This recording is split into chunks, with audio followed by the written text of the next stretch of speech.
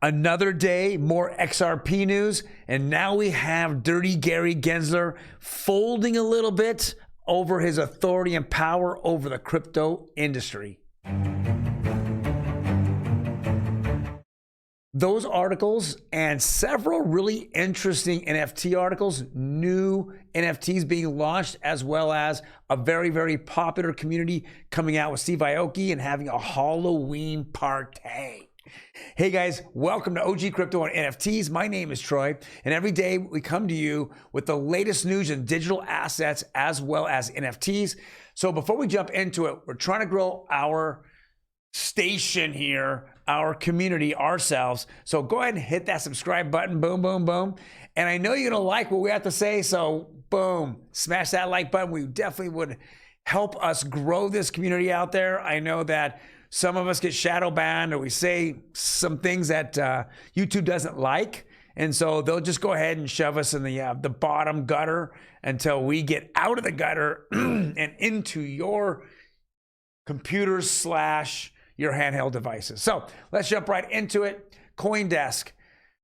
SEC chairman says CFTC should get more power to oversee stablecoins. Report. Gary Gensler is starting to crack, and we know he's starting to crack. And I think it all has begun with this power trip he's had over the last not quite 2 years since he's been, sworn in. And he looks like he's going to take a big fat L in the Ripple case. And we're going to go over another Amicus brief from that Ripple case and what they say, the reason why the judge should just go ahead and grant Ripple their win. But this is interesting. Gary Gensler points out that the CFTC doesn't have direct authority to write rules for the firms that issue stablecoins. Now, it's funny because nor does the SEC have that. What the SEC is doing is they're taking a 80-year-old rules and regulations, and they're trying to apply it in their own manner, manipulate their own agenda, and then go ahead and attack crypto coins, now NFTs, Kim Kardashian. I mean, this guy has no shame, right? Now all of a sudden he's being involved in it. He's taking tons of criticism from, the general public, from the XRP army, and now he's taking a lot of criticism from Congress. And he sees the writing on the wall. The CFTC is probably going to be the regulatory body over crypto, but he's going to go down fighting. But he's got to watch his back, because I think, next article, I think he's going to get pounded here by Ripple. And if that's a fact, then we're going to see a settlement. Because if he takes this all the way and he loses, yeah, does he have appeals? He does. But once he loses, he's going to have to appeal it on some type of issue with these judges. And the problem is he keeps appealing to the judges back and forth, and they keep coming up with these nice long, answers on why the SEC is wrong about everything they're talking about. So this is an Amicus brief from I-remit. I-remit came in, as well as 5 other companies, including John Deaton and the 72,000 XRP warriors out there. And they're going over why XRP doesn't need Ripple, and that the XRP ledger and on-demand liquidity, they don't need Ripple. What they're doing is they're obviously, working on the XRP ledger without having the idea that Ripple has to be somewhere involved where they can make money. So let's go read what here's one of the lines that I really thought was good in this brief. It says for the following reasons, okay, I-remit respectfully urges the court to grant Ripple's motion of summary judgment, and in the SEC's effort to expand its scope of regulatory authority. Now, they're not just asking for summary judgment and the big win for Ripple. They're basically saying not only give the summary judgment, but the summary judgment win will end the SEC's effort to expand its scope for regulatory authority. It's saying, I'm going to beat them up. We're not just going to go, we're not doing the street fight. We won the war. We want you to end the war off this street fight. This is crazy stuff. I mean, this is very aggressive, this Amicus brief, and I cannot wait for John Deaton to come out with his Amicus brief. That's going to be crazy. I hope he comes over and just socks him in the mouth as well. But as a judge, when you start reading, the reason why this whole lawsuit was issued way back with Bill Hemmon and Jay Clayton was because they said XRP is a security. But more and more companies are coming out and saying XRP isn't used and the secondary market is not used as an instrument for investment. It's used for real world payments as a currency. It's used for utility. These are the things that make the difference between a security and a commodity. And it's stupid to even think that the SEC is doing it. We think, obviously, in the background, there's the Ethereum Foundation, Joe Lubin. We also feel that there is more JP Morgan, bigger fish out there that want to see this kind of play out a little more and to really delay, Ripple's attempt to dominate the world in the fintech area. All right, let's go on to the next article here. Now we're into NFTs. And you know what time it is when it's NFT time? It's me time. Hey, there you go. Let's bring her in.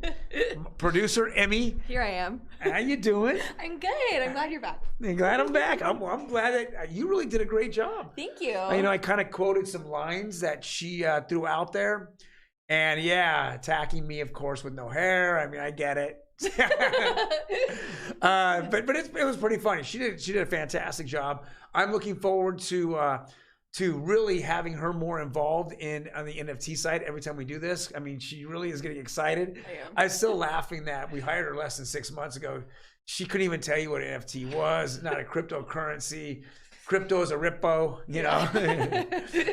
but now today she's excited. She's, she drank the Kool-Aid and now she's spreading the disease, right? Mm-hmm. Yeah. So, Emmy, talk to us about UFC. Okay, so this is awesome and really interesting news. The UFC partners with Zuckerberg, Meta, to stream live MMA events through virtual reality. If you guys have been paying attention, I covered a boxing promotion that showed their event in their virtual reality, and I questioned, I wonder if the UFC will ever do this. Here we are, a couple weeks later, it's happening. I'm so excited. I'm really curious what kind of experience they can create through viewership in the metaverse. So I can't wait to see how this one goes. I'm a really big fan of UFC and combat sports, so I'm very excited about this update. I think this is pretty cool in the respect that, it's just another avenue of making money.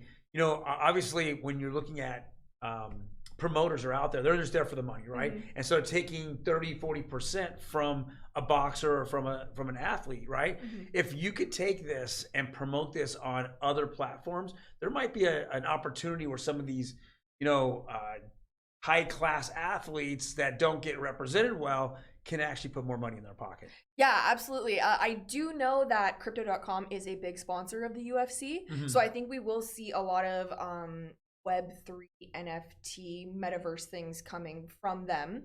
They're a big money maker, so I think it's going to be a lot of that. It's exciting. It's very exciting. But every day there's exciting news, isn't it? Yeah. Literally you could be on air every day. All right, so let's jump on to the next one. Alrighty then. So next, Deadfellaz and Steve Aoki is announcing Halloween Dim Mak series. Dim Mak. So this is very interesting as well. The Deadfellaz has been around. I think they had a 1-year anniversary just recently. Oh, really? Yes. That's cool. Yep. This is really cool. So you know about the Deadfellaz. I know more about Steve Aoki. I've actually seen him live once. I did not get caked, thank goodness. Dim Mak is a really interesting part of his business because not only is it clothing, but it's also his record label. Oh, wow. Okay. Yeah. So this is interesting because not only are they throwing a party, they're going to be selling NFTs, obviously. Right. But the clothing that those NFTs are wearing will be for physical sale at the party. Wow. Super cool. That is super cool. Yeah. I mean, the evolution. I mean, when you looked at NFTs and when I went to NFT LA and NFT NYC, I mean, you're just looking at pictures, right? Yeah. And you're hoping that the community can stay strong and it sticks together, and but it's all about community based. But there wasn't much beyond that. Now everything's kind of changing. This community now has other collectibles, other things around it. Where now you're like showing off. You've become a gang now, right? An Yeah. army, right? Now it's just not. Oh, check out my NFT, right? Yeah. Now it's like check out my NFT. Look at what they're wearing. I'm wearing it. Yeah, right? yeah. I think the phygital concept is going to push NFTs almost as much as you. It's crazy, isn't it? Yeah, it's really cool. It is. And so now you're seeing, obviously these are communities. There's 1,000 different uses or a lot of different uses for NFTs. But this is cool how there's a lot of collabs here. There's a lot of just thinking outside the box, which is really cool. Yeah, definitely. Okie dokie. So let's move on to our next topic here. So it says historic Marilyn Monroe photos will be available for purchase as a digital NFT archive in the metaverse. This is crazy. I mean, you're talking about like pictures that people have on their wall. Can you imagine the digital version of that? It could be really cool. Now, let's go one step further. We've all seen like you have like pictures of your family. They're in a frame or they're in some form of display, right? Well, and you can switch them out, right? Because it's just one picture. It's just become digital. Imagine doing that with her entire collection on the wall in your house, right? Just as and all the iconic pictures just as a digital form. Not only is it much brighter and nicer, like comes to you, but I mean just to think about having that. And the possibilities, and yeah, it's really cool. I like this. It reminds me of the Pamela Anderson one. The news we delivered on that as well. So I think this is awesome, and I really hope they represent all those photos great. So right, very cool. And I'm hoping that they're not one of ones. Like you could purchase this, and there's maybe only 5,000 of them, and then I'm wondering, if you get a package, or you can start doing other things with it. So I mean, I'm looking forward to it. I mean, Marilyn Monroe is gonna, as the newer generation comes in. Her popularity becomes, less and less. Yeah. But I mean, there was a new Netflix movie called Blonde. Okay. Anna de Armas, she's a pretty famous actress, so I think it's interesting that this is coming out after that series premiered. Kind of interesting, all the timing. Didn't we have we went, earlier in the month, excuse me, I think it was a couple weeks ago, where we talked about who has all the wealth. It's the baby boomers, right? Yes. Oh yeah, the 71 trillion. Yep. Right? Yes. So that generation is big on Marilyn Monroe. Of course, yeah. So the money's there. Definitely. To take this to whole nother level. Yeah, absolutely. Okay, so we have one last article for everyone. Do you want to read that for me, please? Beeple is constructing a real-world NFT physical studio. I love this. Everyone knows what art studios are. Where painters go and they put up for display, and then some of them have for sale. But imagine an NFT studio.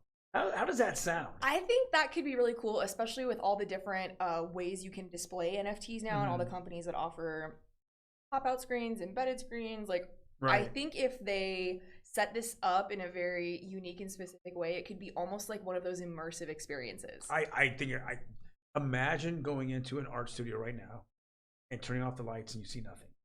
Yeah. Imagine going into an NFT studio, turn off the lights, and that thing just is beautiful color. I mean, it just hits you. Yeah, right. Because it's illuminating the room. It's the focus. It is the focus, right? I mean, it's something. So I'm really excited to see this. I know you can do that with paintings as well, but a painting and an NFT, NFTs, you can custody an NFT. Yeah. Right. You can.